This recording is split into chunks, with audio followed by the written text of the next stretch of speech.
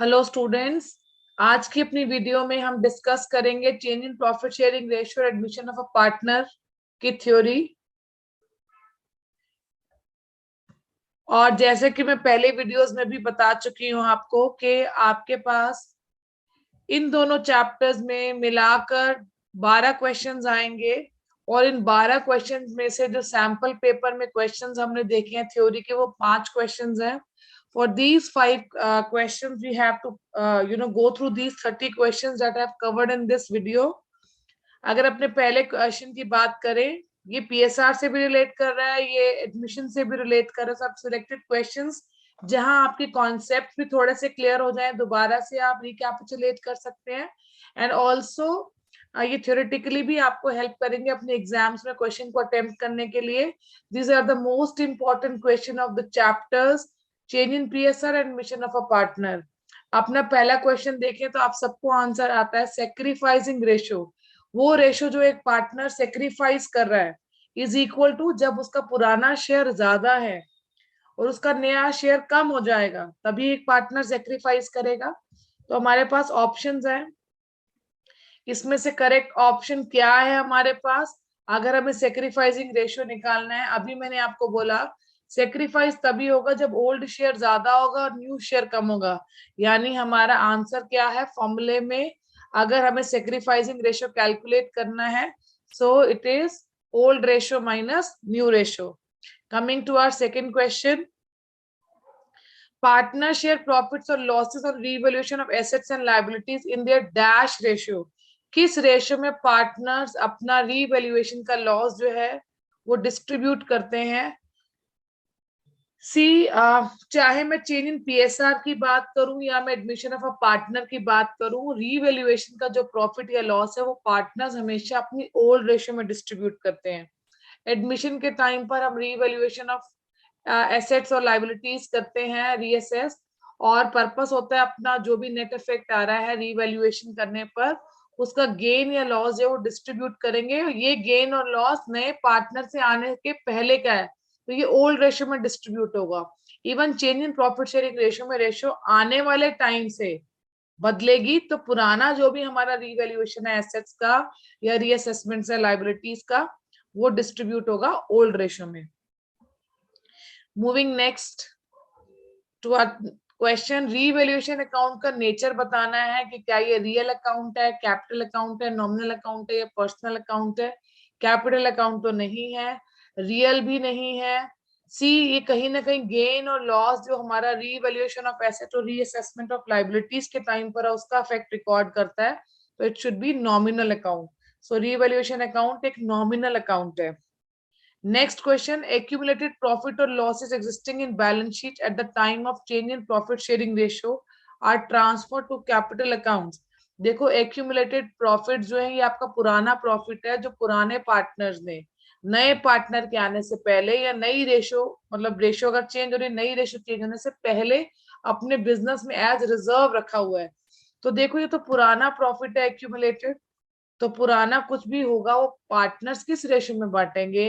If they don't want to have any kind of dispute at the time of reconstitution of partnership firm, in case of admission और in case of change in profit sharing ratio, पुराना जो भी profit है, पुराना जो भी loss है, वो पार्टनर्स अपनी ओल्ड रेशियो में डिस्ट्रीब्यूट कर लेंगे। Moving next, the purpose of creating investment fluctuation fund. अब इन्वेस्टमेंट फ्लक्चुएशन फंड क्यों क्रिएट किया जाता है?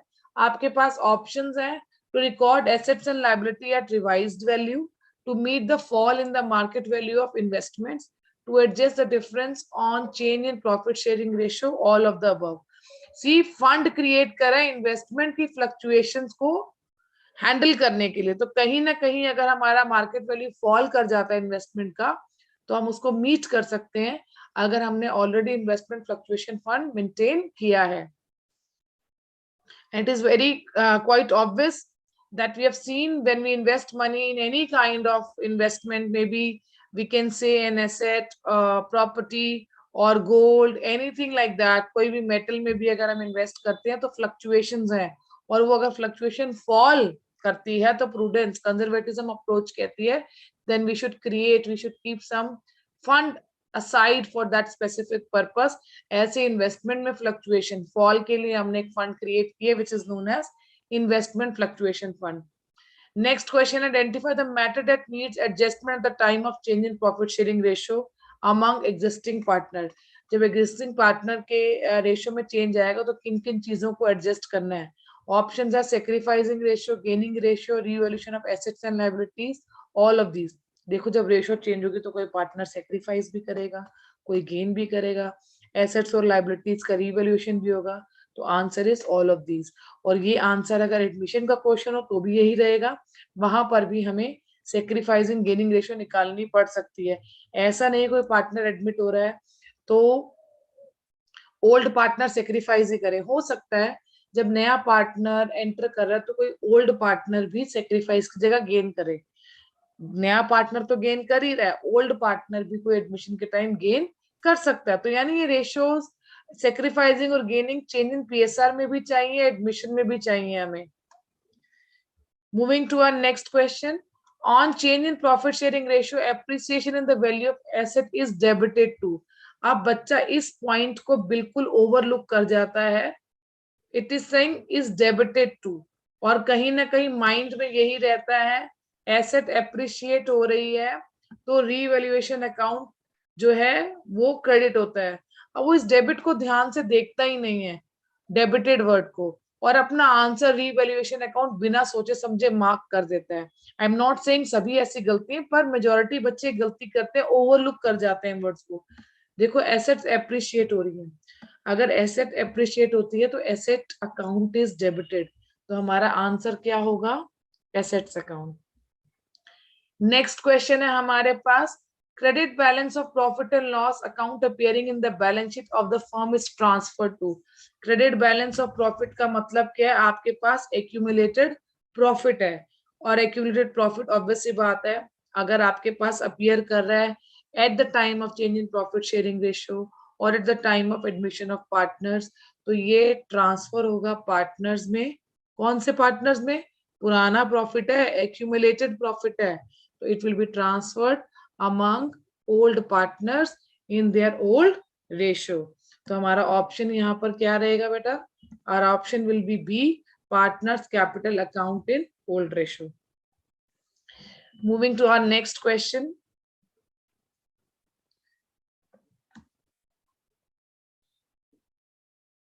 if there is some unrecorded asset it will be। अगर कोई एसेट थी जो पहले रिकॉर्ड नहीं हुई और अब रिकॉन्स्टिट्यूशन हो रहा है पार्टनरशिप फर्म का, देखो अगर एसेट फर्म में आ रही है तो हमारे रीवैल्यूएशन अकाउंट में इट इज अ प्रॉफिट। आपने अगर आपको याद हो रीवैल्यूएशन अकाउंट में एसेट का इंक्रीज बेटा हम रिकॉर्ड करते हैं क्रेडिट साइड में रीवैल्यूएशन के, एसेट का डिक्रीज रिकॉर्ड करते हैं रीवैल्यूएशन के डेबिट साइड। जैसे आप अपने प्रॉफिट एंड लॉस अकाउंट में करते थे 11th क्लास में, वैसे ही है, एसेट का डिक्रीज यानी एक तरह से डेप्रिसिएशन ही है, and all losses are debited. तो एसेट अगर डिक्रीज होगी तो डेबिट होगी, अगर एसेट इंक्रीज होगी तो क्रेडिट होगी। सिमिलरली अगर लायबिलिटी डिक्रीज होगी तो रीवैल्यूएशन में क्रेडिट साइड आएगी, और अगर लायबिलिटी इंक्रीज होगी तो वो रीवैल्यूएशन में डेबिट साइड आएगी।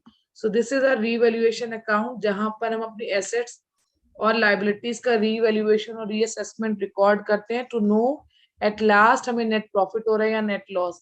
यहाँ क्वेश्चन कह रहा है अनरिकॉर्डेड एसेट्स आप जो बुक्स में आ रही है, यानी आपकी एसेट्स बढ़ रही हैं, एसेट्स बढ़ रही है तो रीवैल्यूएशन अकाउंट क्या होगा बेटा, क्रेडिट होगा। Moving to our next question, question number 10, which of the following is not a case of reconstitution of partnership। देखो अगर हम बिना ऑप्शन देखें, पहले देखें रिकॉन्स्टिट्यूशन के ऑप्शंस क्या क्या हैं, तो change in profit sharing ratio, admission of a partner, retirement of a partner, death of a partner, even amalgamation of two partnership firm, merger acquisition, reconstitution करता है फर्म का। यहाँ फर्म पे ताला नहीं लग रहा, बस उनका जो एग्जिस्टिंग एग्रीमेंट है वो चेंज हो रहा है। पर अगर हम यहाँ डी ऑप्शन देखें, डिसोल्यूशन ऑफ फर्म, यहाँ बात हो रही है फर्म पे ताला लगने की। तो जब फर्म पे ताला लग गया तो कुछ रिकॉन्स्टिट्यूशन नहीं है, business will come to a closure. So our option is D. Next question, assertion reasoning की है. Assertion, a change in profit sharing ratio leads to dissolution of firm. Profit sharing ratio change हो रहा है, dissolution of partnership होता है, ना कि firm. Firm का dissolution मतलब firm पे ताला लग गया, business close हो गया. तो this statement is false. Change in profit sharing ratio leads to reconstitution of firm. Yes, this statement is true. तो हमारे पास अब ऑप्शंस हैं. हमारा करेक्ट आंसर क्या है? A is false but R is true. हमें दोनों स्टेटमेंट्स को अलग अलग पढ़ना है. नेक्स्ट असर्शन रीजनिंग है बेटा हमारे पास. There is a need of revaluation account of assets and liabilities even in case of change in profit sharing ratio. बिल्कुल, चेंज इन पीएसआर में हमने रीवैल्यूएशन अकाउंट बनाना सीखा है. रीवैल्यूएशन अकाउंट एक नॉमिनल अकाउंट है. दोनों ही स्टेटमेंट्स ट्रू हैं, बट हम यहाँ देख सकते हैं कि इन स्टेटमेंट्स का आपस में कोई रिलेशनशिप नहीं है. तो बताओ हमारा आंसर क्या होगा? It will be both A and R are true, but R is not the correct explanation of A. So with this we are done with 12 question. इस वीडियो में टोटल 15 क्वेश्चन है, जिसके साथ हमारे चैप्टर के सारे कॉन्सेप्ट्स भी cover हो जाएंगे. और these are important questions that might come in your board exam. Moving to our next question. Assertion, a gaining partner is not required to bring goodwill in cash when there is change in profit sharing ratio. Goodwill is payable by gaining partner for the share of profit gained by him. तो यहाँ दोनों ही statement मुझे true लग रही हैं कि जब ratio change होती है तो गेनिंग पार्टनर अपना गुडविल का अमाउंट कैश में नहीं लाता, it is payable. So here I could say that both the statements are correct and they are correct explanation of each other. Moving to our next question. हमारा next question है, assertion, a new partner can be admitted only when existing partner unanimously agree for it. It is desirable to revalue assets and liability at the time of admission of a partner. देखो obvious सी बात है, सभी partners को अपना यहाँ पर जो है कंसेंट देना पड़ेगा. जब सभी पार्टनर का कंसेंट आएगा तभी कोई नया पार्टनर बिजनेस में एंटर कर सकता है. और हमें रीवैल्यूएशन भी करना है एसेट्स और लायबिलिटीज का, बट इन दोनों स्टेटमेंट्स का आपस में कोई रिलेशनशिप नहीं है. इसलिए we will mark option B that both the statements are correct but they are not correct explanation of each other. Moving to our next question. Assertion है, any contingent liability becoming certain liability. पहले contingent थी, it might become a liability in future, पर अब वो liability बन गई है. Will be debited to revaluation account. आपको मैंने बोला ही था जब liability create होगी तो revaluation account debit होगा. Admission के time भी होगा, change in profit sharing ratio में भी होगा. Revaluation account is prepared to record changes in the value of assets and liabilities at the time of admission of a partner. दोनों ही बातें correct हैं और एक दूसरे की correct explanation भी है. Moving to our next question. A new partner is not entitled to get share in the profits of past. पुराने प्रॉफिट में नए पार्टनर का कोई शेयर नहीं है. This is true. Old partners are allowed to withdraw the amount of goodwill brought in by new partner. Yes, withdraw कर सकते हैं, हमने केसेस पढ़े हैं, पर इन दोनों स्टेटमेंट्स का आपस में कोई रिलेशनशिप नहीं है. So we can say that A is also true and R is also true. But R is not the correct explanation of A. नया पार्टनर अगर आ रहा है तो पुराने शेयर में उसका कोई हिस्सा नहीं है पुराने प्रॉफिट्स में. और ओल्ड पार्टनर्स चाहें तो जो नया पार्टनर गुडविल कॉम्पनसेट कर रहा है for the sacrifices made by them, वो गुडविल का अमाउंट वो चाहें तो विड्रॉ करके ले जा सकते हैं. तो स्टेटमेंट दोनों ही ट्रू हैं बट करेक्ट एक्सप्लेनेशन नहीं है. हमारे पास नेक्स्ट क्वेश्चन है, assertion, when a new partner bring in cash as goodwill, the amount is credited to premium for goodwill account. अब आप यहाँ एंट्री याद करो, जब नया पार्टनर गुडविल लेके आता है तो क्या हम कैश अकाउंट डेबिट करते हैं? यस, पर कैश का डेबिट नहीं पूछ रहा, वो हमसे पूछ रहा है क्या हम प्रीमियम फॉर गुडविल अकाउंट को क्रेडिट करते हैं? यस, हम प्रीमियम फॉर गुडविल अकाउंट को क्रेडिट करते हैं. Goodwill brought in by new partner is distributed among the old partners in sacrificing ratio. ये जो नई गुडविल लेकर आ रहा है, जो नया पार्टनर जो प्रीमियम फॉर गुडविल लेकर आ रहा है, ये ओल्ड पार्टनर्स विड्रॉ कर लेते हैं अपनी सेक्रीफाइसिंग रेशियो में. तो ये भी स्टेटमेंट सही हो कि हमारी नेक्स्ट एंट्री क्या होती है, premium for goodwill debit to old partners in sacrificing ratio, और we can say sacrificing partners. तो जो भी सेक्रीफाइसिंग पार्टनर्स हैं वो इस प्रीमियम फॉर गुडविल का अमाउंट जो है वो लेकर चले जाते हैं। तो क्या ये दोनों स्टेटमेंट्स ट्रू हैं? Yes, they both the statements are true, and we can say yes, they are even related because it is talking about treatment of goodwill at the time when the new partner is bringing his share of goodwill in cash.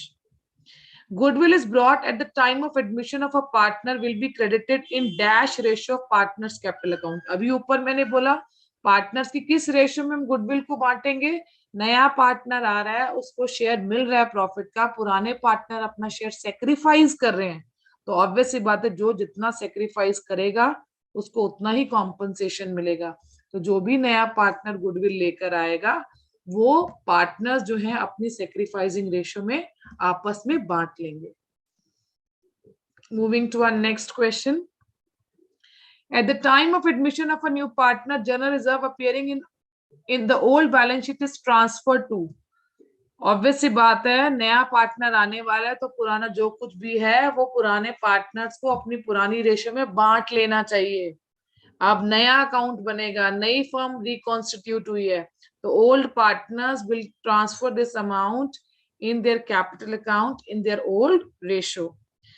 अब next question है, A B और C partner है एक firm में, D admit हो रहा है, जब नया पार्टनर आएगा तो old firm is dissolved, old firm and old partnership is dissolved, or can we say old partnership is reconstituted?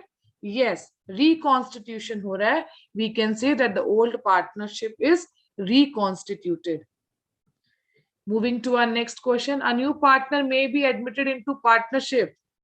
कब एडमिट होगा, जब कोई एक पार्टनर मान जाएगा या मेजॉरिटी मान जाएंगे या सभी मान जाएंगे या 2/3। सी, अगर एक भी पार्टनर मना कर देता है तो नया पार्टनर नहीं एडमिट हो सकता। That means all the partners have to give their consent when a new partner has to join the partnership firm. Next question is, when a new partner brings his share of goodwill in cash the amount is debited to, पहले मैंने आपको बोला था credited, अब debit किस account में होगा, obviously is bringing that amount in cash, तो what comes in is debited, cash account debit हो जाएगा। तो आपको क्वेश्चन को बहुत ध्यान से पढ़ना है, क्या डेबिट करने के लिए कह रहा है, क्या क्रेडिट। आपको कई बार आप अपने सेट ऑफ माइंड से क्वेश्चंस को पढ़ते हैं, do not attempt question in a haste. आप क्वेश्चंस को बहुत आराम से थॉरली रीड करेंगे and then you will select the appropriate option. When new partner does not bring his share of goodwill in cash, the amount is debited. तो कई बार ऐसा भी होता है नया पार्टनर अपना गुडविल का अमाउंट कैश में नहीं लेकर आ पाता, तो उस केस में हम कैश अकाउंट को तो डेबिट नहीं कर पाएंगे। प्रीमियम फॉर गुडविल तो जब ही इज ब्रिंगिंग अमाउंट उस टाइम पर क्रेडिट होता है, तो ये दोनों ऑप्शन नहीं है। Capital account of old partners का यहाँ कोई अभी रोल ही नहीं है। सी, नया पार्टनर एक तरह से आपका डेटर बन रहा है, तो जब वो अपना शेयर गुडविल का कैश में नहीं लेकर आएगा तो इधर हिज करंट अकाउंट और his capital account will be debited. यहाँ हमें ऑप्शन में करंट अकाउंट गिवन है तो हम करंट अकाउंट का ही डेबिट लेंगे। So our option is D. Moving to our next question, when the balance sheet is prepared after the new partnership agreement, the assets and liabilities are recorded. किस value पर हम उन्हें record करते हैं, historical cost पर, current cost पर, realisable value पर, या फिर रीवैल्यूड वैल्यू पर। See, it is very easy, क्योंकि आप सबको पता है that you are preparing revaluation account, तो हम अपनी एसेट्स और लाइबिलिटीज को किस पर रिकॉर्ड करते हैं, रीवैल्यूड वैल्यूज पर। So it's a very easy question, अगर एग्जाम में आ जाता है तो कहीं ना कहीं पीपल कैन सी कि जितने भी आपसे थ्योरेटिकल क्वेश्चंस पूछे जा रहे हैं कहीं ना कहीं उनका प्रैक्टिकल एप्लीकेशन है। So it is very easy to answer these questions in exam, but please be vigilant and read the questions very carefully.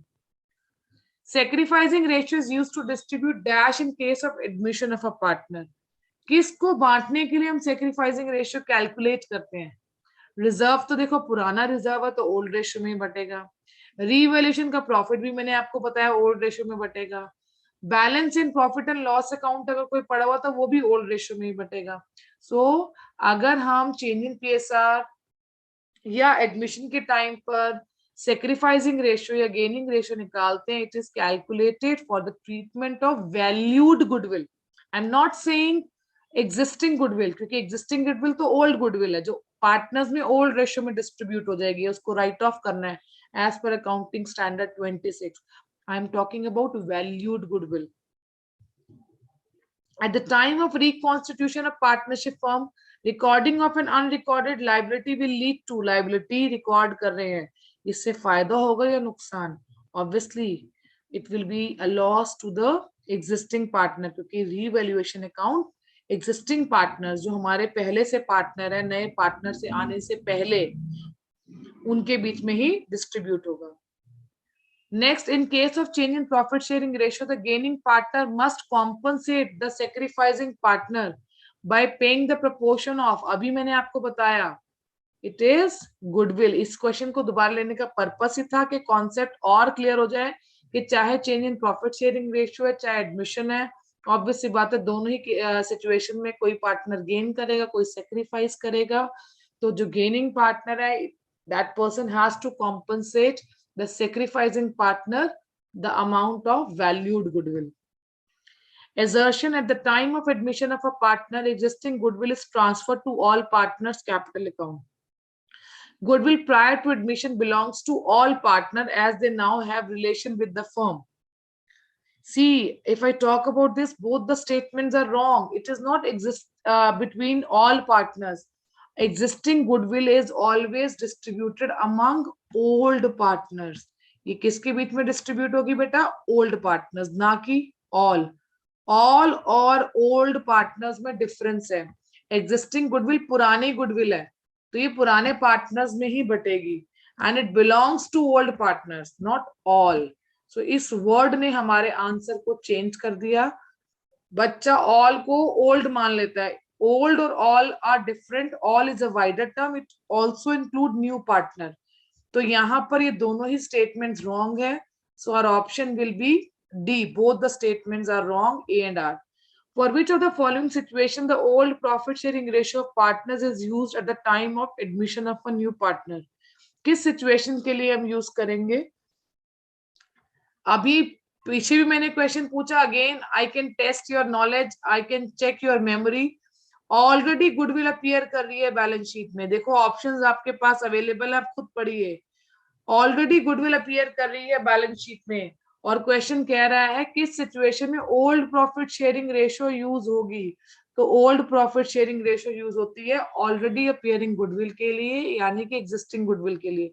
जो नया पार्टनर गुडविल लेकर आता है वो तो सेक्रीफाइसिंग रेशियो में हम जो है कॉम्पनसेट कर देते हैं सेक्रीफाइसिंग पार्टनर्स को। So you have to be very vigilant when you are answering. Read the question very, very carefully. Moving to our next question, assertion: revaluation loss is debited to partners capital account. बिल्कुल सही बात है, losses हमारे partners की capital को decrease करते हैं, तो capital debit होगी। Reason कह रहे हैं certain reserves such as workman compensation reserve, investment fluctuation reserve, etc. at the time of admission of a new partner are distributed in old profit sharing ratio. तो पुराने reserve है, अगर कोई इनसे रिलेटेड कंटेंजेंसी नहीं होती तो ये पार्टनर्स के बीच में डिस्ट्रीब्यूट हो जाने चाहिए।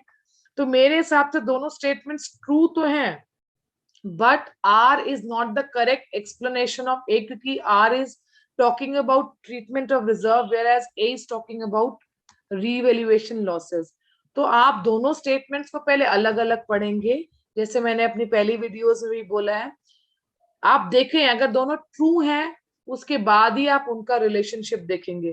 तो first is talking about revaluation loss, second is talking about reserves. So both the statements otherwise are correct, but they are not the correct explanation to each other. With this, we are done with the theory of change in PSR and admission of a partner. Thank you for watching this video. Stay connected and do subscribe my channel, and do not forget to like and comment.